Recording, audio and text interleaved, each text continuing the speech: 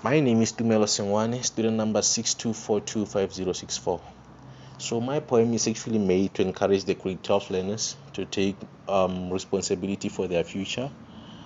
As we all know that they are in matric and life after matric isn't easy. It's actually made to encourage them not to blame anyone, not to expect anyone to take decisions for them, but for them to take decisions for themselves about their future. They are the only ones who can decide their fate. Don't blame anyone but themselves. This poem is not only centered around that, it's also centered around us as people to say we shouldn't expect a lot from the government, but expect a lot from ourselves. Because at the end of the day, we only decide our fate. It's called Be No Blamer, Food for Yourself. Enjoy. Okay, listen. Our voices can never be loud enough. Through whatever wrinkled lips and cheeks. Our voices are music, genres are amusing. Tongues little muscles, tones that may never be heard. We sing the verses and praise the masses. I remember when we sat and sharpened the spears, when we rolled half bent ties, when we armed our guns, knives and axes to axes. We thought that democracy gave us a voice, but our voices are worthless, almost equivalent to mirrors with no reflections. The standards of living were only classified in the middle class, the poor of the poorest. I remember this young character who resisted not because he knew answers, but had a voice. He said that we are triggered to bend ties and too lazy to be inventors. We pride ourselves with pretty faces but do not really understand the meaning of these ages, because ages are just numbers the world cannot lose count on. Age might as well be a life limitation, but one's needs can never be limited. Because if the cross we put upon one forehead only make us drown, and why keep embracing? Because it doesn't matter the number of votes you have on your ID, neither of them will ever make a difference on your CV, because our streets are filled with chemical cyclones you only hear about and pretend never to see. We fail to realize the degeneration of our brothers through equality be described as human erosion. Human nature's headings, victims to human creations. We view these people as mistakes, but I view them as life attendants to serious life lessons.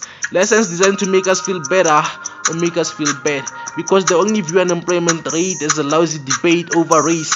Police badges are symbols only meant to get success out of them, because the difference between a salary and a wage lies between two, and the third and final way of making money is crime and corruption. And yet money is an earthly thing, and it will perish with the earth. Women are commodities, current assets that are always prepared for trade. Price tax on sales products only money can satisfy, but I'll forever blame the modern society. And they say that real eyes do realize, but I bet no eye can see itself, because democracy gives them the powers to rule us, yes, to hear us and yes, to shake our cases. I sometimes wonder if democracy was worth fighting for, it's just the way it's so narrowly understood. Because if we're indeed a society that's privileged to determine our living standards, then why are we still being taught about social injustice? And they say that it's better to be ruled by a man than a woman, that ruling a nation requires an iron-handed individual, mentally, psychologically and emotionally stabilized. But how many abused men only suggest mind just to praise the masses? How many in and outer scars do we have but only celebrate 16 days of activism? Because if indeed being under free leadership is as fun as paying cards before the horse, then why is it that modern women wear pants? See, my heart goes speed a pet when I consider numbers those we lose by means of guns, knives, and arsenals.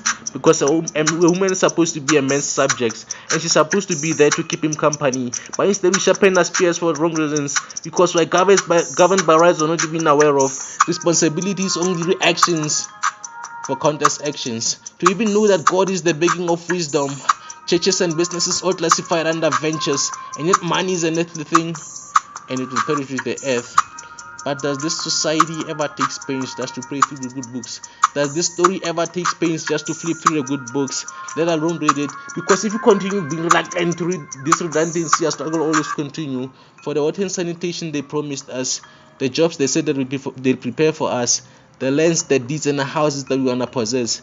Because we may be worn out tools, but we do realize that it takes more than hands to build a house. And upon each and every voting oath, voting parlor, and voting stand, consider yourself not the third but the second party. Vote for yourself by investing in yourself, because democracy might limit our voices, but it can never take nor limit our desires.